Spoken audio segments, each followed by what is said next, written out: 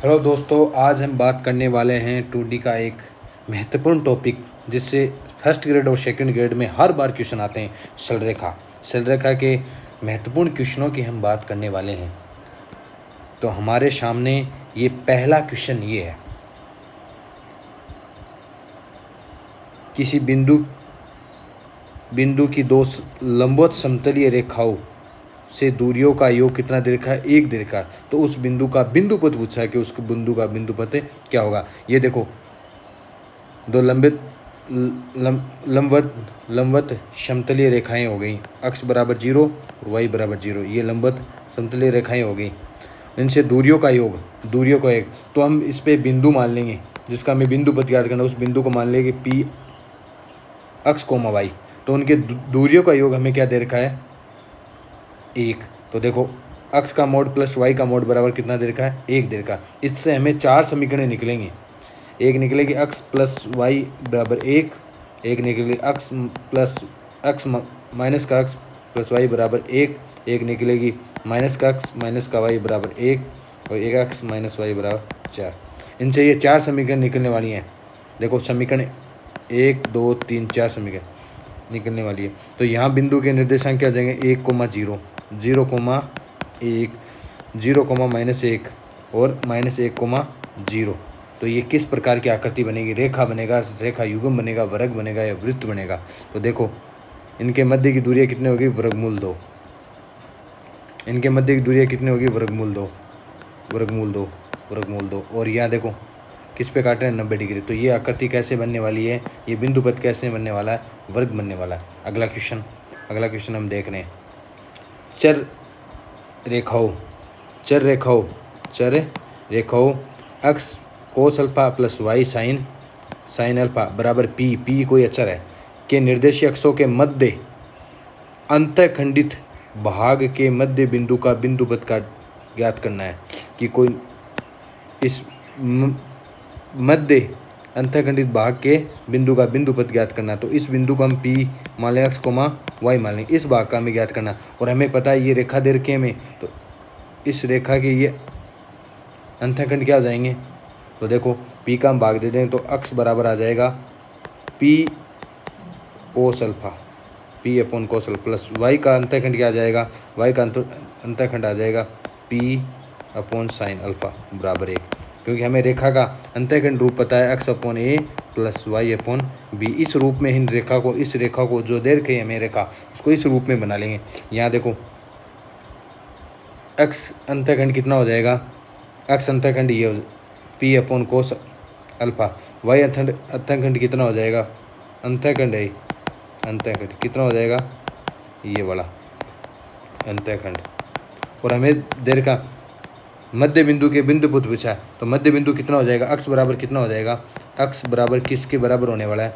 देखो, ये इसका मध्य बिंदु है। तो मध्य बिंदु हमें पता है, मध्य बिंदु निर्देशांक क्या होते हैं? x1 प्लस x2 बटे 2, y1 प्लस y2 बटे 2। तो देखो, p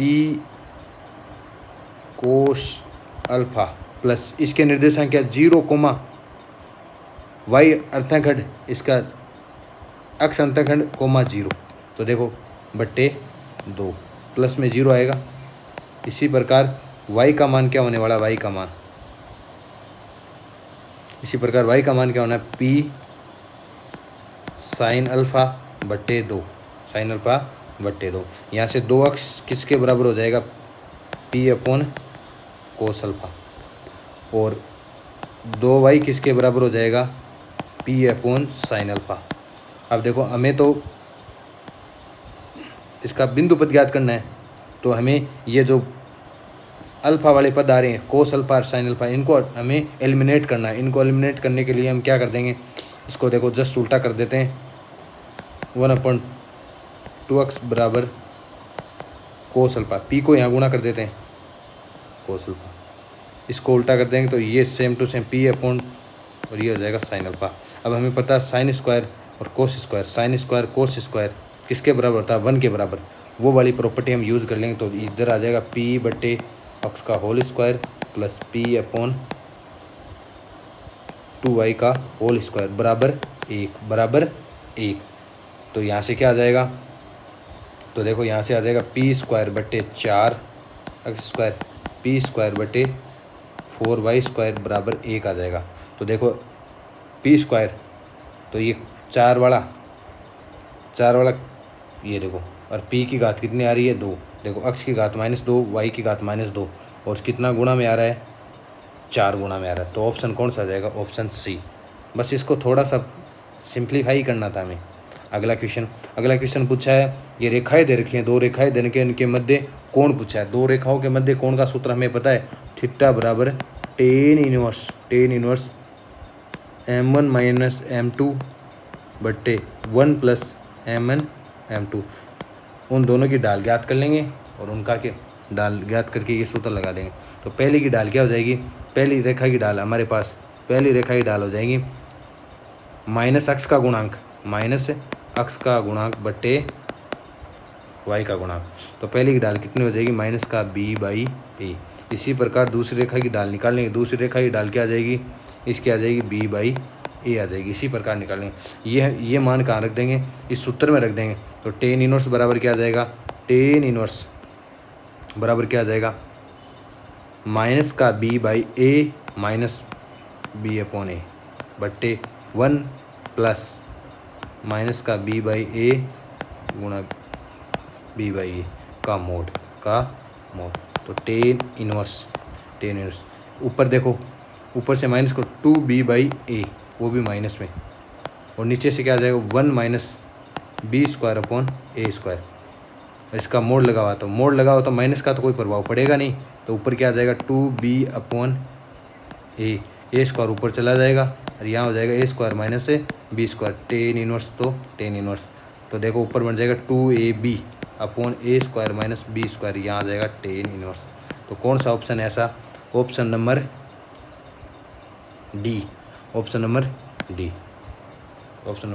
डी ऐसे आना।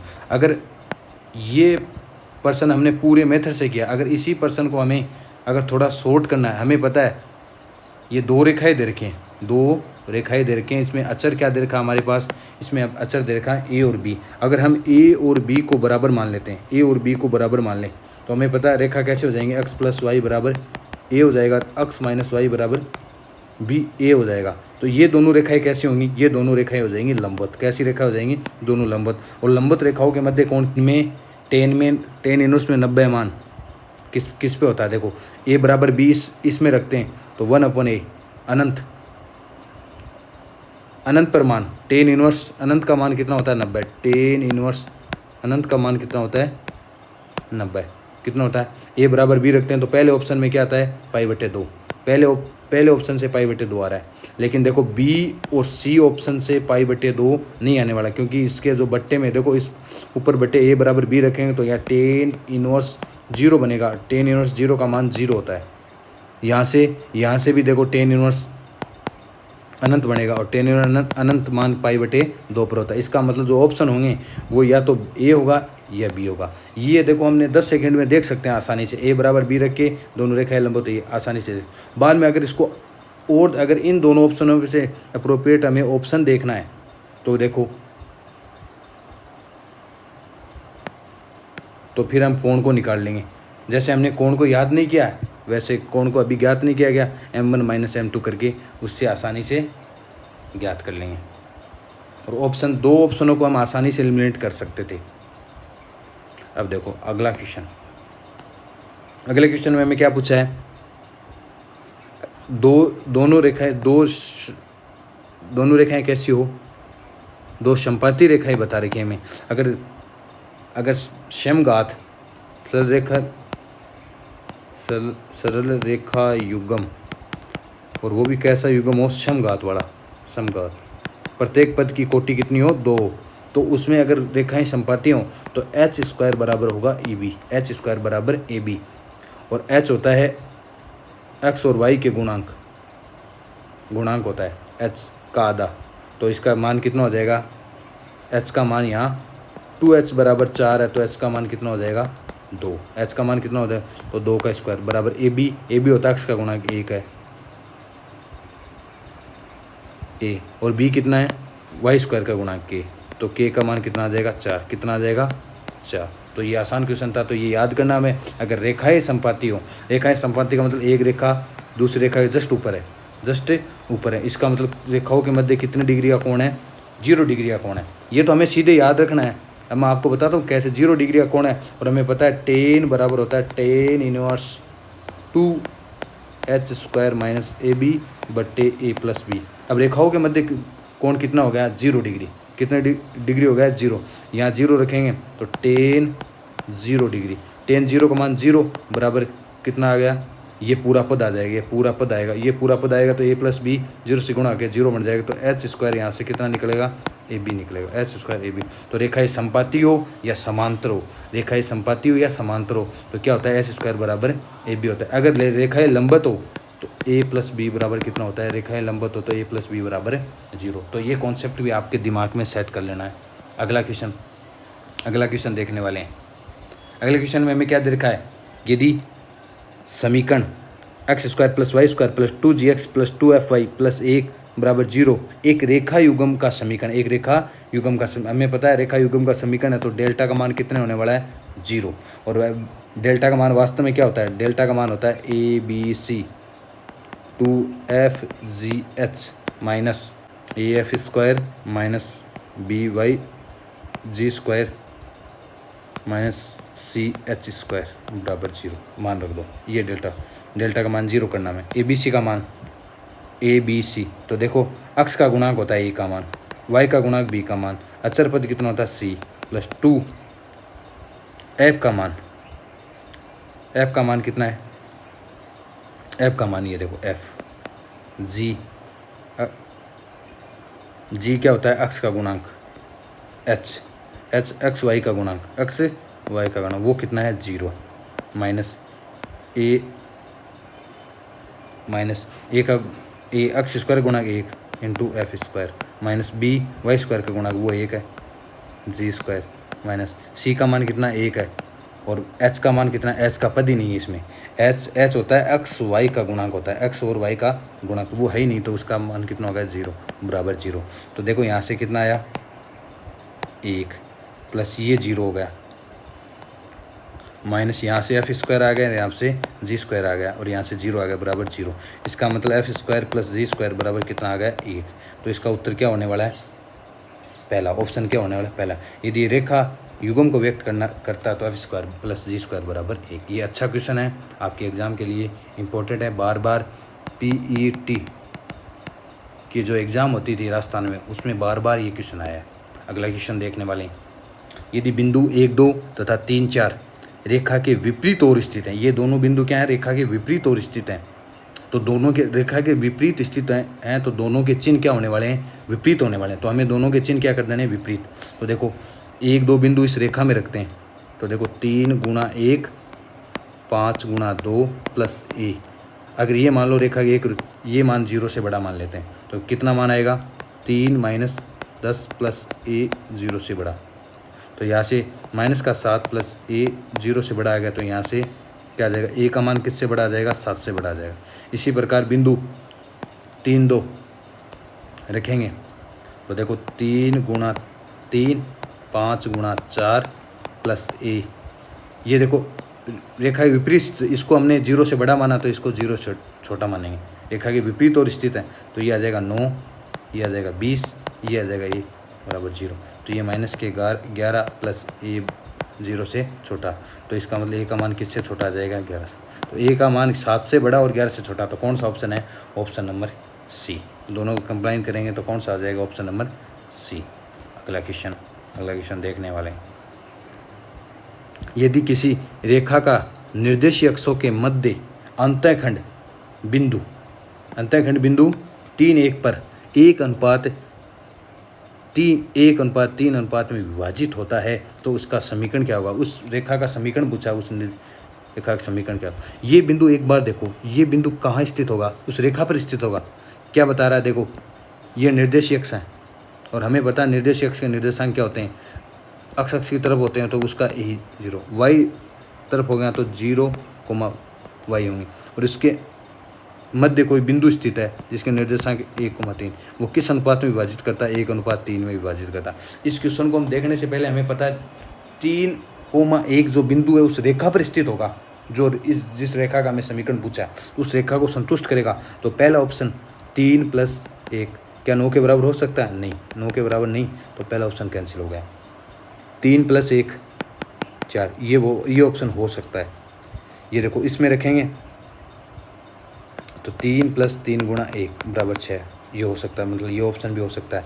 और यहाँ देखो 3 + 1 रहेंगे तो ये ऑप्शन नहीं, तो हमारे पास 2 ऑप्शन तो एलिमिनेट हो गया आसानी से। अब देखो अगले ऑप्शन निकालने के लिए हम क्या करेंगे, देखो हमें बताया ये देखो वेट करें, ये इसका क्या है, इसको 1:3 विभाजित करता है, तो इनके मान निकाल लेंगे। तो देखो ये अंतर विभाजन है तो मान निकालेंगे, तो x2 mx2 + nx1 + m1 + m + n नीचे कितना आ जाएगा 4 बराबर इसका अक्ष निर्देशित कोऑर्डिनेट कितना दे रखा 3, कितना दे रखा 3, तो यहाँ से 3a/4 बराबर कितना आ गया 3, तो a बराबर कितना आ गया 4, a बराबर कितना आ गया 4। इसी प्रकार y कोऑर्डिनेट कितना दे रखा 1 दे रखा, उसको भी इसी से प्रकार हल कर लेंगे। तो देखो जूर b प्लस y2 आ गया इंटू y1 कितना 0 × 3/4 बराबर कितना दे रखा a, तो ये तो b का मान कितना आ जाएगा, b का मान भी 4 आ जाएगा, b का मान भी 4 आ जाए। देखो निर्देशीय अक्षों के मध्य तो उस निर्देशीय का समीकरण पूछा हमें, क्या होता है समीकरण 1/x/a y/b = 1, और कितना आ गया a और b के मान आ गए, दोनों के 4 आ गए, तो x + y बराबर कितना होने वाला है 4। तो ऑप्शन कौन सा सही होने वाला है, ऑप्शन बी सही होने वाला। तो देखो 2 ऑप्शनों को तो हम एलिमिनेट आसानी से कर देंगे। तो हमारा मकसद ये रहेगा कि हम जो क्वेश्चन दे रखा है, क्वेश्चन में जो बात दे रखी है, गिवन बात दे रखी है, उसको हम रिलेट कर पाएँ ऑप्शन से रिलेट पाए, ये हमारा मकसद रहेगा। घसीट के ऑप्शन में लेके आएंगे, उन बातों को घसीट के ऑप्शन में लेके आ रहे हैं, बार बार क्वेश्चन में ऑप्शन को घसीटना हमारा काम रहेगा, जिससे हम क्वेश्चन करना आसान हो जाएगा। 2 ऑप्शन एलिमिनेट करना तो हमारे लिए एकदम आसान है, ये आप देख पा रहे हो।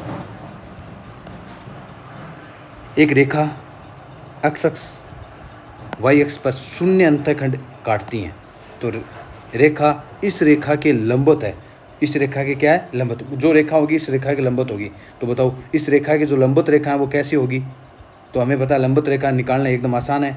x और y के जो गुणांक है वो इंटरचेंज कर दो और उनके बीच का साइन चेंज कर दो।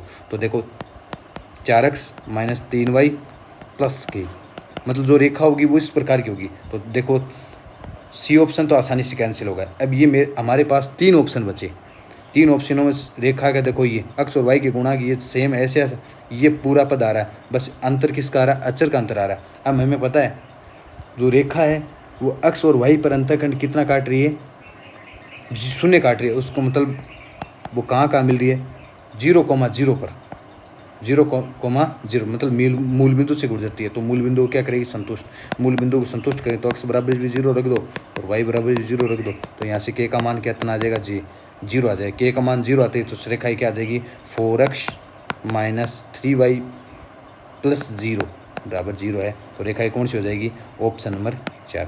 मतलब एक ये भी काम कर सकते थे। अब वो x अक्ष पर, अब हमें पता चल गया इसके लंबवत होगी। अगर ऑप्शन से इस बात को हम देख पाते तो हमें पता है जो रेखा होगी वो इसके लंबवत होगी तो x और y के गुणांक इंटरचेंज होंगे, x और y के इंटरचेंज हो गए, वो 3 ऑप्शन में इंटरचेंज हो रहे हैं। बाद में रेखा x अक्ष और y अक्ष पर शून्य अंतःखंड काटती है, मतलब रेखा कहाँ से गुजरेगी 0,0 से गुजरेगी। देखो ये भी 0,0 से नहीं गुजरती, ये भी 0,0 से नहीं गुजरती, तो कौन सी 0,0 से गुजरेगी, ये वाली रेखा। ये ऑप्शन में हम पहले से एलिमिनेट कर चुके हैं, क्योंकि दोनों की ढालों का गुणनफल -1 नहीं है, एक दूसरे के लंबवत नहीं है। अगला क्वेश्चन देखने वाले हैं। यदि एक वर्ग का एक शीर्ष रेखा में -4,5 तथा एक विकर्ण 7x - y + 8 = 0 हो तो हमें दूसरा विकर्ण पूछा है कि दूसरा विकर्ण क्या होगा। अब हमें पता है अगर एक शीर्ष रेखा विकर्ण रेखा तो हमारे पास वर्ग होगा, तो हमें पता है उसका एक शीर्ष मान लो हमें 4,5 दे रखा है, 4,5 दे रखा है, और उसका एक विकर्ण हमें दे रखा है, एक विकर्ण दे रखा है ये 7x = 0 दे रखा है, 7x प्लस, तो हमें इसका दूसरा वीकेंड पूछा। अब दूसरा वीकेंड हमें पता है वो कहाँ से गुजरेगा। देखो अगर ये बिंदु अगर इस वीकेंड पर स्थित है तो इसको संतुष्ट करना चाहिए। तो रख के देख लो। तो ये कितना आएगा, -28 -5 + 8, क्या इस पे स्थित है?